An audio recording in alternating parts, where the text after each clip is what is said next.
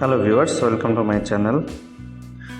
আজকে আমি যাচ্ছি হচ্ছে ব্যাংকক থেকে ভিয়েতনাম।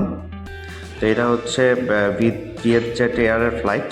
তো এটাতে নো মিল ফ্লাইট, এটাতে কোনো খাবার দিবে না। আর যদিও কিছু খাবার অ্যাভেলেবেল আছে, ওগুলো হচ্ছে পেইড ফুড, পেমেন্ট করে এরপর খেতে হবে। তো মিরাকেল লাউঞ্জে চলে আসলাম এবং এখানে হচ্ছে প্রায়োরিটি পাস দিয়ে লাউঞ্জে অ্যাক্সেস নেওয়া যায়। তো প্রায়োরিটি পাস দিয়ে আমরা লাউঞ্জে অ্যাক্সেস নিলাম।